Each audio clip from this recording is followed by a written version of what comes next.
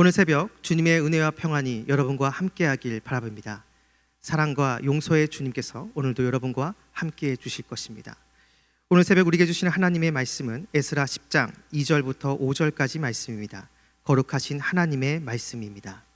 엘람 자손 중 여히엘의 아들 스가냐가 에스라에게 이르되 우리가 우리 하나님께 범죄하여 이 땅 이방 여자를 맞이하여 아내로 삼았으나 이스라엘에게 아직도 소망이 있나니 곧 내 주의 교훈을 따르며 우리 하나님의 명령을 떨며 준행하는 자의 가르침을 따라 이 모든 아내와 그들의 소생을 다 내보내기로 우리 하나님과 언약을 세우고 율법대로 행할 것이라. 이는 당신이 주장할 일이니 일어나소서 우리가 도우리니 힘써 행하소서 하니라. 이에 에스라가 일어나 제사장들과 레위 사람들과 온 이스라엘에게 이 말대로 행하기를 맹세하게 하며 무리가 맹세하는지라. 아멘. 이방 여인과 결혼한 문제에 대해 에스라와 이스라엘 백성들은 하나님 앞에 울며 통곡합니다. 이방 여인과 결혼한 문제는 단순히 결혼 문제로 끝나는 것이 아니라 그 이방 여인을 통해서 이방 신이 들어올 수 있고 이것은 자칫 우상 숭배로 연결될 수 있기 때문입니다.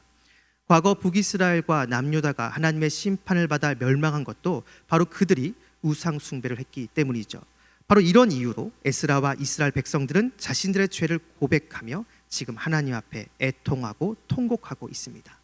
바로 그때 스가냐라는 사람이 에스라에게 다가와 이렇게 얘기합니다. 아직도 이스라엘에게 소망이 있습니다.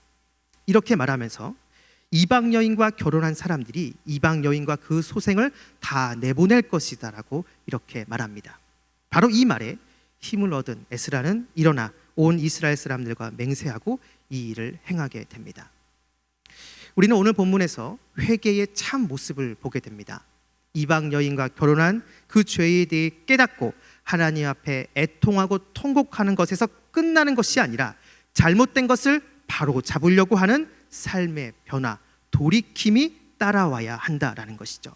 단순히 감정적인 흔들림이나 요동함이 회개의 전부가 아니라 삶의 변화까지 나가야 된다는 것입니다. 이것이 진짜 회개입니다. 그리고 이 회개야말로 하나님이 받아주신다는 것이죠. 신약에도 비슷한 예가 등장합니다. 누가복음 19장을 보면 삭개오가 예수님을 만납니다.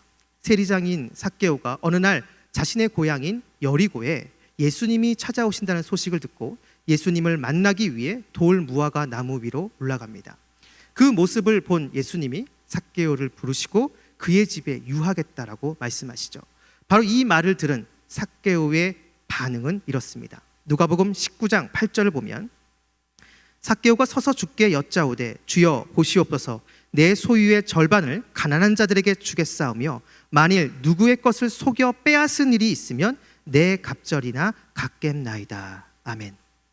당시 세리들은 불법적인 방법으로 세금을 걷어들였습니다. 자신의 입속과 자신의 이익을 위해 그렇게 한 것이죠. 당연히 당시 이스라엘 백성들은 이 세리를 향한 원망과 불평이 대단했습니다.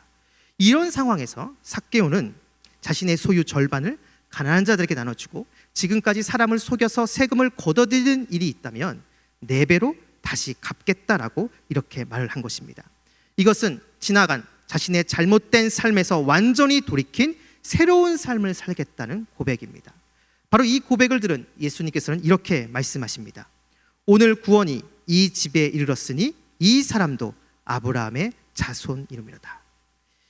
삭개오가 변화된 삶의 모습을 보이자 비로소 삭개오가 아브라함의 자손이 됐고 그에게 구원이 임했다라고 말씀하십니다. 삶의 변화, 삶의 돌이킴이 있을 때 그것이 회개의 완성이고 그러한 회개를 하는 사람만이 진정 하나님의 자녀이며 구원받은 하나님의 백성이라는 것이죠. 이것은 회개라는 글자만 봐도 그렇습니다. 회개의 회자는 뉘우칠 회입니다. 그리고 개자는 고칠 개입니다. 즉 회개란 뉘우치고 고친다라는 의미입니다. 죄를 깨닫고 그 죄가 하나님이 기뻐하시지 않는다는 것에 대해서 애통하고 통곡이 있은 후에 그 모습에서 돌이키는 모습이 있어야 한다는 것입니다. 회만 있어서는 안 되고 반드시 회에서 개로 가는 모습이 있어야 된다는 것이죠.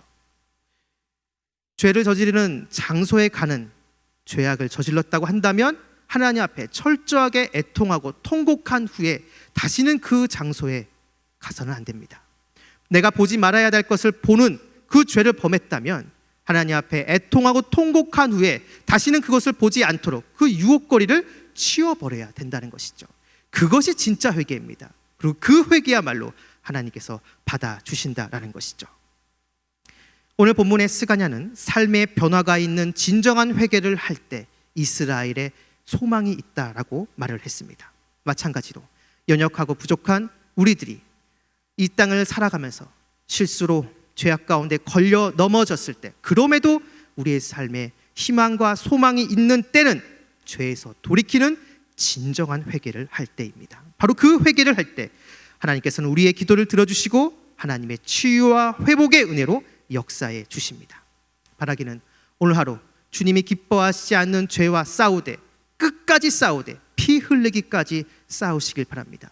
그렇게 죄악과 싸우다 우리의 연약함으로 죄에 걸려 넘어졌을 때는 그 죄를 다시 짓지 않도록 진정한 회개를 하시길 바랍니다. 회에서 그치는 것이 아니라 계속하면서 나의 삶을 고치고 나의 삶을 변화시키는 단계까지 나아가시기 바랍니다. 그렇게 할 때 주님의 치유와 회복의 은혜가 여러분 가운데 임하게 될 것입니다. 기도하겠습니다. 자비가 풍성하신 아버지 하나님, 우리의 연약함으로 주님이 기뻐하지 않는 죄를 범하는 우리를 용서하옵소서. 우리의 죄를 애통하며 다시는 그 죄를 짓지 않도록 변화된 삶을 위해 노력할 때 우리의 기도를 받으시고 용서와 치유의 은혜로 우리를 회복시켜 주옵소서. 예수님의 이름으로 기도드립니다. 아멘.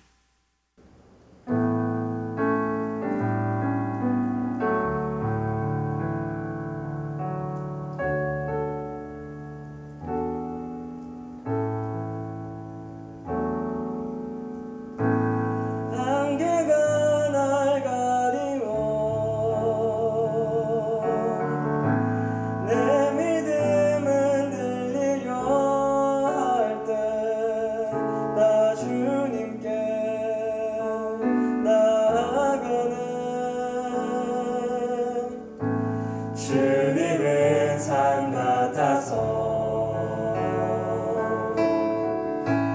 여전히 그 자리에 계셔. 눈을 들면 보이리라 날 위한 그 사랑.